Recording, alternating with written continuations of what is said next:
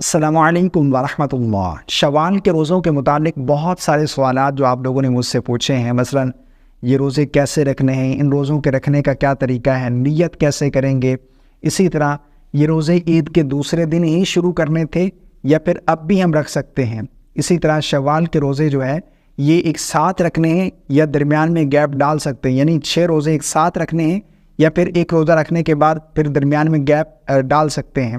اسی طرح یہ سوال پوچھا گیا تھا کہ جن لوگوں کے روزے قضا ہوئے ہیں، مثلا جن خواتین کے مخصوص ایام کی وجہ سے روزے چھوٹے ہیں، حیض و نفاس کی وجہ سے، وہ پہلے وہ قضا روزے رکھیں یا پھر یہ شوال کے روزے رکھیں۔ اسی طرح شوال کے روزے کی نیت قضا روزوں کے ساتھ کر سکتے ہیں، یعنی قضا روزہ رکھیں اس میں شوال کے روزے کی بھی نیت کر سکتے ہیں یا نہیں۔ اسی طرح شوال کے روزے رکھنے کے بعد نماز عید پڑھنے کا کیا طریقہ ہے، نماز تراویح کا کیا حکم ہے، بہت سارے سوالات۔ دیکھیں، شوال کے روزے رکھنے کی بڑی فضیلت ہے۔ حدیث پاک کا مفہوم ہے کہ جس نے رمضان کے روزے رکھے اور شوال کے 6 روزے رکھ لیے، وہ اس طرح ہے جس نہ اس نے پورے سال روزے رکھے، یعنی پورا سال اسے روزے رکھنے کا ثواب ملے گا۔ اور اس روزے کا رکھنے کا طریقہ بالکل آسان ہے، جس طرح نفل روزہ رکھتے ہیں اسی طرح رکھیں گے، اور عید کے دوسرے دن سے ہی شروع کرنا یہ بھی ضروری نہیں ہے، یعنی اگر آپ نے بعض لوگ یہ سمجھتے ہیں کہ عید کے دوسرے دن ہی شروع کرنا ہے ورنہ آپ یہ نہیں رکھ سکتے، ایسا بالکل نہیں ہے۔ پورے مہینے میں جب چاہیں آپ یہ روزے رکھیں، یعنی شوال کے مہینے میں 6 روزے آپ نے مکمل کرنے، جب چاہیں آپ یہ روزے رکھ سکتے ہیں، عید کے دوسرے دن روزہ رکھنا یہ شرط نہیں ہے۔ اسی طرح شوال کے جو روزے ہیں کہ ایک ساتھ رکھنے ہیں، بعض لوگ یہ بھی سمجھتے ہیں کہ ایک ساتھ 6 روزے مکمل کرنے ہیں، یعنی درمیان میں گیپ نہیں آنا چاہیے، ایسا بالکل نہیں ہے۔ پورے مہینے میں آپ نے یہ 6 روزے مکمل کرنے ہیں، چاہے آپ ایک روزہ رکھیں، درمیان میں 2 دن کا گیپ ڈال لیں، پھر 3 دن بعد ایک روزہ رکھ لیں، اس طرح 6 روزے آپ نے مکمل کرنے ہیں۔ اور یہ سوال پوچھا گیا تھا کہ شوال کے روزوں میں قضا روزوں کی نیت کر سکتے ہیں، ایسا بالکل نہیں ہے۔ فرض اور نفل کی نیت ایک ساتھ نہیں کر سکتے، جو آپ کے قضا روزے ہیں آپ ان میں قضا کی نیت کریں گے، شوال کے روزوں کی نیت نہیں کریں گے، ٹھیک ہے نا۔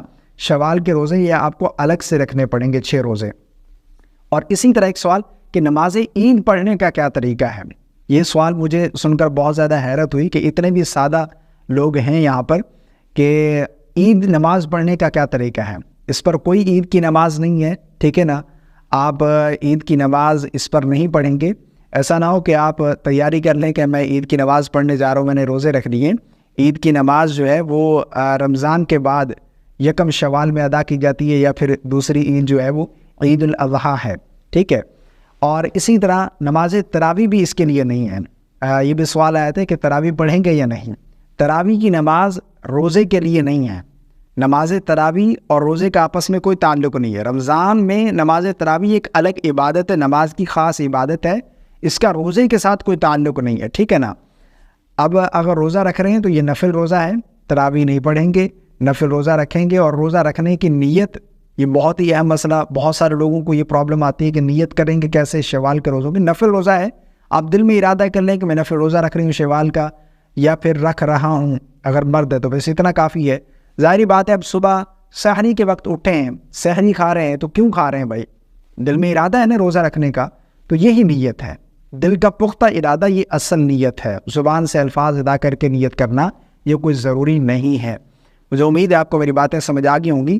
اگر آپ نے اب تک یہ روزے نہیں رکھے تو یہ روزے رکھیں، ان روزوں کے رکھنے کی بڑی فضیلت ہے، ٹھیک ہے نا۔ اگر آپ یہ سمجھ رہے تھے کہ عید کے دوسرے دن ہی شروع کرنے، ایسا بالکل نہیں ہے، پورے مہینے میں جب چاہیں آپ یہ 6 روزے رکھ سکتے ہیں۔ السلام علیکم ورحمۃ اللہ۔